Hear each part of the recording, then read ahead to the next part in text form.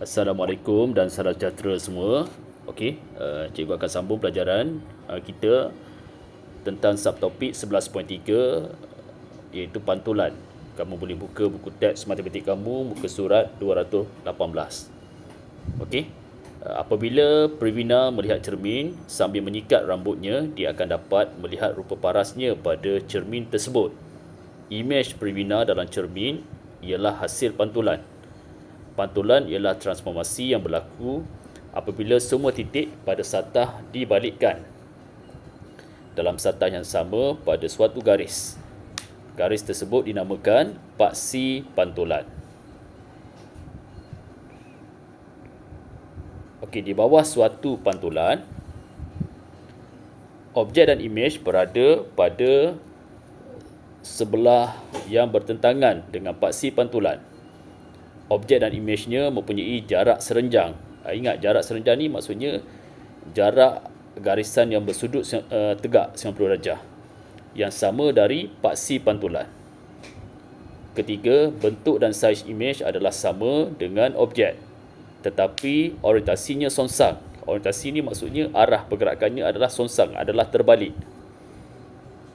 Yang keempat, imej bagi suatu titik yang ada pada paksi pantulan ialah titik itu sendiri.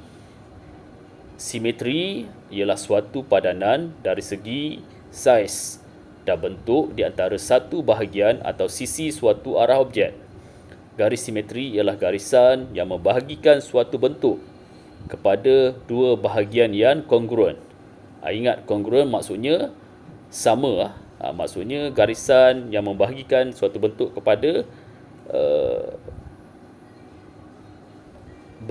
pada dua bahagian yang sama saiz, itu kongruen.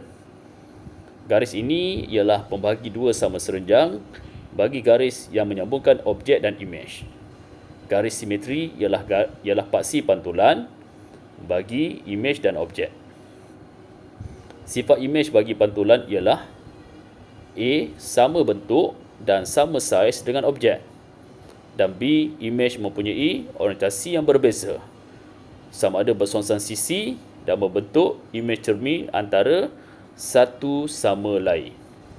Okey, seterusnya kita tengok contoh 13 pada muka surat 219 dalam buku teks matematik kamu. Antara corak berikut yang manakah menunjukkan orientasi pantulan? Jadi A, kalau kamu perhatikan A, ya, dia adalah pantulan.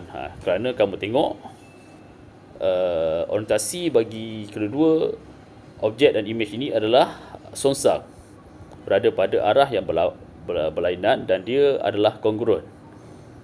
Bagi B tidak, walaupun kedua objek dan imej ini mempunyai saiz bentuk yang sama tetapi orientasinya adalah sama, tidak songsang. Ingat, pantulan orientasinya mesti songsang. Dan C, ya, dia adalah pantulan kerana orientasinya adalah songsang, dia terbalik. Okey, kita tengok kepada contoh 14. Okey, contoh 14 dia kata lengkapkan lukisan di bawah. Okey, jadi nak lengkapkan macam mana lukisan ni? Ingat, garisan putus-putus ini yang dipanggil sebagai garis simetri ataupun paksi pantulan. Jadi untuk melengkapkan lukisan ini, kita perlu lukiskan satu lagi bahagian bagi objek yang berada di sebelah kanan garis simetri ini. Maksudnya kita kena lukis bahagian yang kongruen, yang sama saiz seperti mana saiz objek di sebelah kanan, kamu perlu lukis di sebelah kiri. Okey, jadi nak lukis macam mana? Tengok.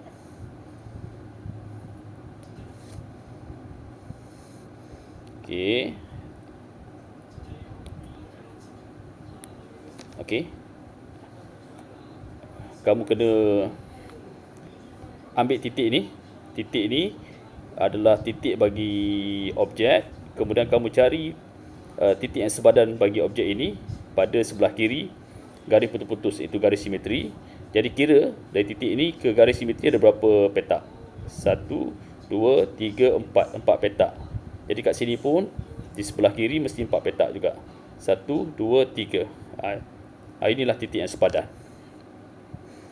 Okey, kalau titik ini kamu labelkan sebagai A, ini adalah A prime. Okey, kemudian kamu cari pula titik yang sepadan bagi titik ini. Kira jarak dia dari titik ini ke garis putus-putus, garis simetri berapa unit? 1, 2. Jadi kat sini pun mesti 1, 2. Jadi kalau ini kamu label sebagai B, yang ini akan jadi B prime. Kemudian kamu sambungkan titik. Okey, sambungkan titik.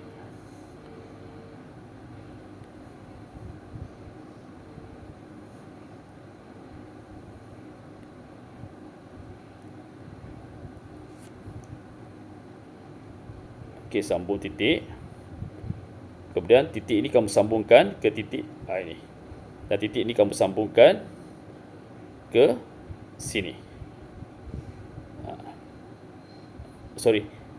Titik ini kamu sambungkan ke ini ke sini. Ke sini ya. Sini satu. Dan daripada sini kamu sambungkan ke sini. Maka kamu dapatlah satu lukisan lengkap bagi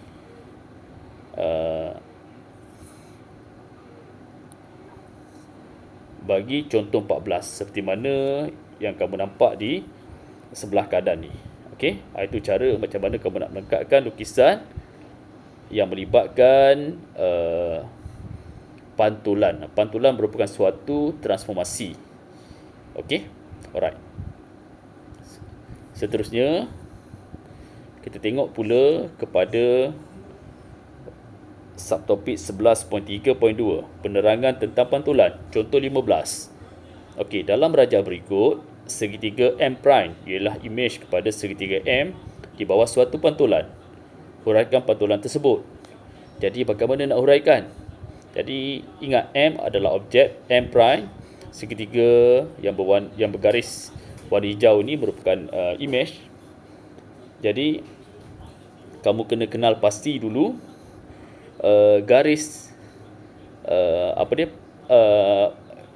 garis pantulan, dan kena tahu segitiga ni dipantulkan pada paksi X atau paksi Y. Jadi kalau kamu perhatikan, M merupakan objek dan M prime merupakan imej. Okey, dia dipantulkan pada paksi X. Okey, pada paksi X. Jadi kamu boleh tulis penerangan huraian pantulan tersebut. Objek M dipantulkan pada paksi X. Okey, manakala B pula, okey, kamu tengok objek M iaitu segitiga bergaris warna merah, warna pink. Manakala M prime adalah imej bagi segitiga B di bawah suatu pantulan yang merupakan segitiga bergaris hijau. Dan kalau kamu perhatikan, dia dipantulkan pada paksi Y. Boleh nampak paksi Y. Jadi jawapan dia, huraiannya, objek M dipantulkan pada paksi Y. Okey. Seterusnya kita tengok pula contoh 16, iaitu imej bagi suatu objek. Okey, soalan dia, lukis imej bagi segitiga ABC di bawah pantulan pada garis LM. Okey, jadi macam mana cara nak buat? Okey, untuk soalan ini, macam mana cara nak buat?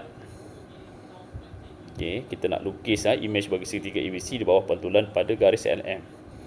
Okey, jadi caranya,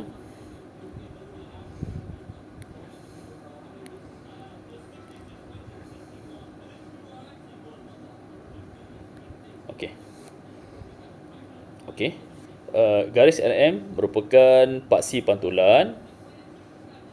Jadi kamu kena cari dulu imej bagi titik B, iaitu B prime. Kira jarak daripada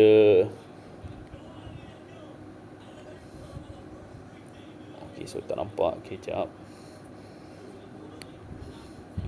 Kira jarak daripada titik B ke garisan LM. Ada berapa unit? 1. Jadi daripada paksi LM kamu gerakkan juga 1 unit. Ini kamu labelkan sebagai B prime. Kemudian kamu cari pula image bagi titik A. Kira jarak daripada titik A ke garis pantulan ada berapa unit. 1, 2, 3, 4. Kemudian kamu gerakkan daripada garis LM iaitu garis pantulan ni, pergerakan 4 juga yang selari dengan paksi X. 1, 2, 3, 4. Jadi ini kamu labelkan sebagai A prime. Okey. Kemudian kamu cari pula image untuk titik C. Kira pergerakan daripada titik C ke garis LM. 1, 2, 3, 4. Jadi daripada garis LM kamu gerakkan ke kanan. Pergerakan pada paksi X ke kanan sebanyak 4 unit juga. 1, 2, 3, 4. Ini kamu labelkan sebagai C prime. Kemudian kamu sambungkan titik B prime dengan A prime dan A prime dengan C prime, dan kamu sambungkan titik B prime dengan C prime. Dan kamu dapatlah jawapan dia. Okey. Itu adalah jawapan untuk contoh 16.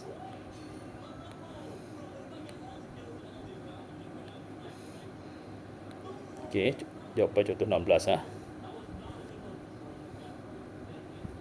ini jawapan dia. Okey. Alright. Okey, seterusnya kita tengok pula 11.3.4 penyelesaian masalah yang melibatkan pantulan, iaitu contoh 17. Okey. Soalannya dalam rajah di sebelah M prime ialah imej bagi M di bawah suatu pantulan. Tentukan koordinat P prime di bawah paksi pantulan yang sama. Okey, jadi bagaimana kita nak buat? Okey.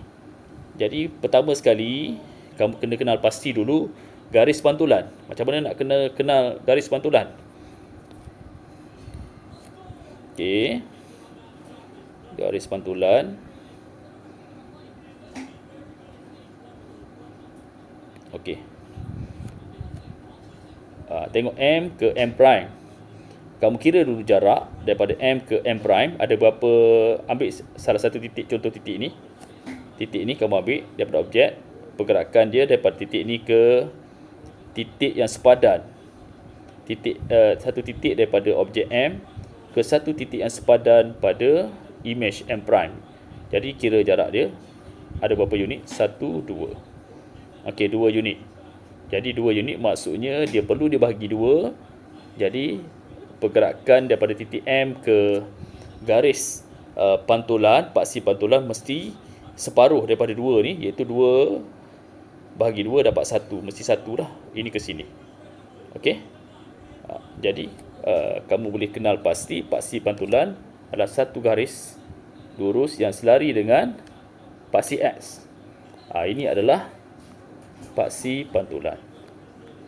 Paksi pantulan. Okey. Jadi apabila kamu sudah kenal pasti paksi pantulan, kamu boleh cari sebenarnya koordinat imej bagi titik P, kerana dia kata titik P ni mengalami suatu pantulan pada paksi pantulan yang sama. Paksi pantulan yang sama. Jadi daripada titik P, kamu kira berapa pergerakan titik daripada titik P ke paksi pantulan. Ada 1, 2. Kemudian daripada paksi pantulan gerakan 2 juga 1, 2. Jadi inilah sebenarnya adalah lokasi titik P prime, iaitu koordinatnya adalah -3, -1. Itu adalah jawapan untuk contoh 17. Okey. Contoh koordinat P prime ialah -3 kurungan -3, -1. Okey. Alright. Okey, seterusnya kita tengok pula. Okey dah. Okey, jadi itu saja kelas kita Jadi sekian, terima kasih.